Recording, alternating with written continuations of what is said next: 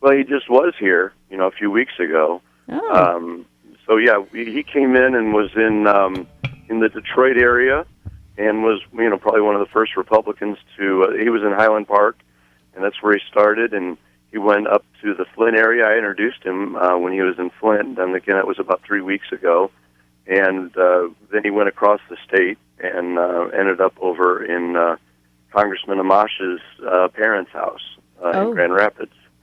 So he definitely enjoyed his time in Michigan and was a big hit. I mean, we had great crowds. And I would like to put a point in for Rand Paul. He is a good American. He is a constitutionalist, and I would be glad to support him. I agree with you, Gary. Thanks so much for calling, Gary. Thank you. Goodbye now. Bye-bye, dear. Well, Tom, is there any other information that you'd like to give out, a website for Rand Paul?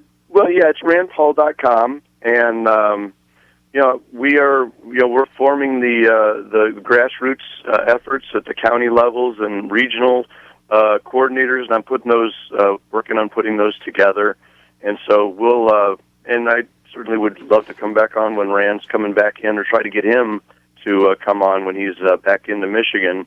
But no, I appreciate the time, and I really do believe that he's a guy that'll actually, really address the size and scope of the federal government, the debt, the deficit, and then also our liberties. And I appreciate anybody who would jump on board. RandPaul.com. Thank you so much, Tom, for joining us this morning, getting up early with us, and we always appreciate talking to you. Look forward to running into you along the way on the trail. All right. Sounds good, Jan. Thanks so much, Tom. Thanks, God bless. Tom. Bye-bye. Bye-bye. Well, I do think that Rand Paul has a consistent message that is very constitutional, and I'm impressed with that. And I wish that he were showing up better in the polls a little bit. So I will continue to follow him. He does do a lot of outreach. I've been following him too. He will go to many different areas. And, Well, I was down when he came to Detroit. I was at the. There were a lot of when people. they launched that new what's his name launched a new facility in the Detroit area. Right. Yeah. And there were a lot of libertarian guys that I knew from my days as a libertarian. Uh-huh. And so he had a very good turnout of black libertarians, former libertarians like myself. Yeah. And so he has a message, but the thing that I worry about is that when he goes into the areas that other people won't go into, this is what I worry about, because the Democrats use it as that he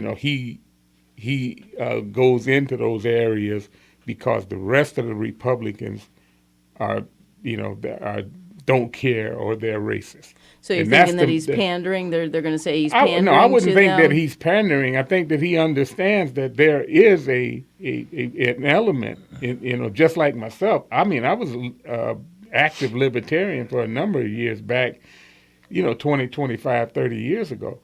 And the thing is that there is a big libertarian contingent in minority cities.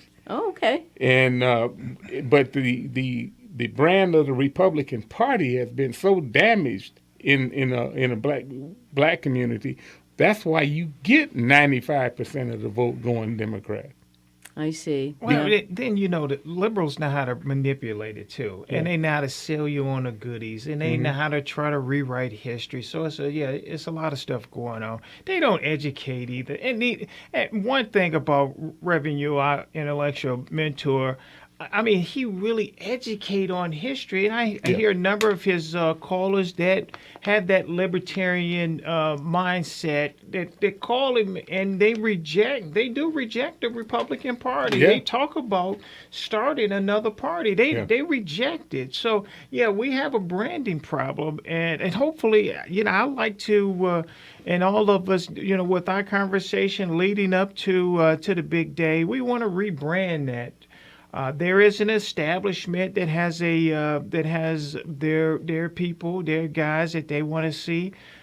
Even Reagan was an outsider Oh, among yeah. the Exactly establishment. right, So exactly right. absolutely, we're going to do our part to try to rebrand some of the things that the establishment are against. You know, or I for. sometimes have a real fear that the Republican Party is just too good at destroying their own potential new leaders. I don't know why the Republican Party seems to do that so often, but they pick the establishment ones that they want: Jeb Bush, John Kasich, so on and so on. And second, you notice that the liberal media picking they Exactly started to right. pick their Exactly guys more moderate, more liberal. Yeah. Yeah. And so when the media start picking their people among the people that you're looking at, what you want more conservative, we know.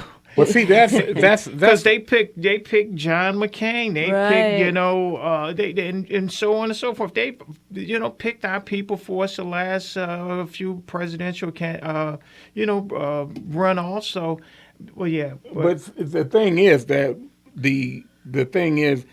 we can't, in the Republican Party, we can't seem to understand that people that believe in the Constitution and believe in the law, the rule of law, they are branded as racist for being for the law. Right, right. And so this is what it angers me so much, is the fact that everything has to come down as if you're against illegals coming across the border in unconventional numbers, you're racist. You're racist. Yeah. If you don't believe, But liberals, that's a strategy. if Yeah, you, it is, that's a absolutely. And we voting- allow them to continue. That's a strategy to And- keep pulling people over to their and side. the thing is, the establishment will go from one issue to another based on what they think they can do in the polls instead of going by the law.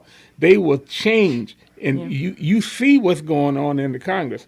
The establishment in the Congress always end up selling us out because they'll change because of votes. We have a couple of callers on the line. First, we're going to be joined with our good friend Allison from Vote Biblically. Allison, good morning, and thank you so much for joining us.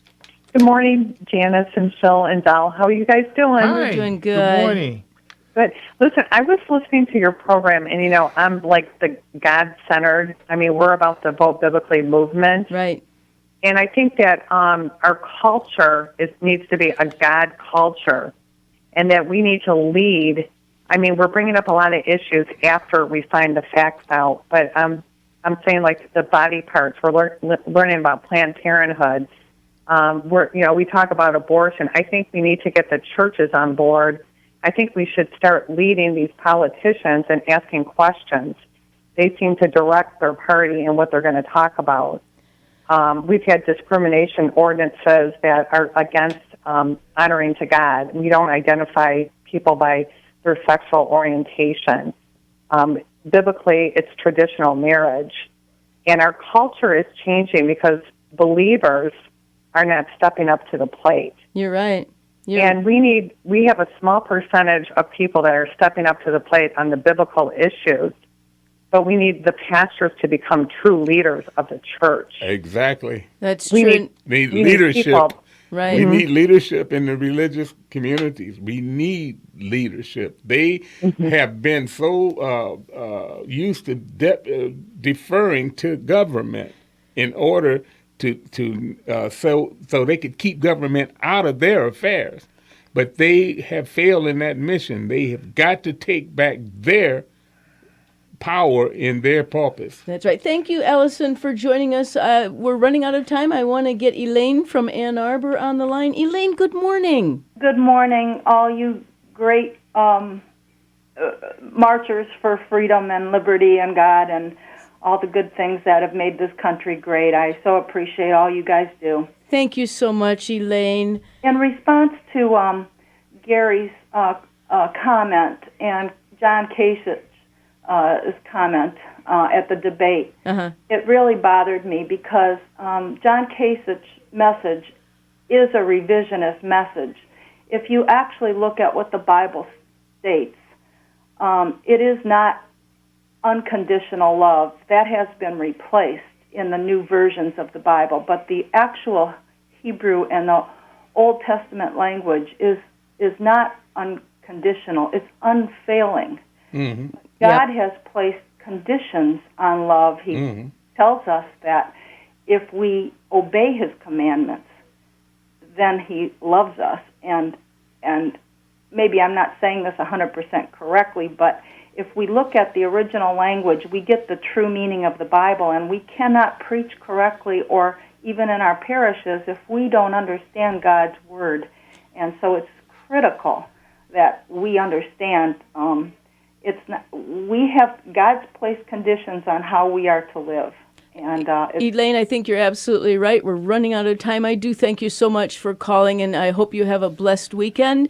God bless you all. Gentlemen, we're running down to the last few seconds of the show. Well, here, I want to just mention one thing. I want you to go. We are in the midst of our fourth annual back-to-school book bag drive. This is a way that the Abolitionist Roundtable we raise money. So go to our website, artofmichigan.com. Give your best gift.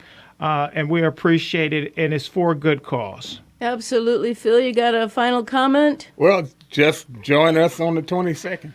Well, thank you. Yes, we're going to use that to try to develop some relationships. And I just want to say we want to fight with unity, we want to keep the faith, and we want to finish strong. God bless you. Have a great weekend.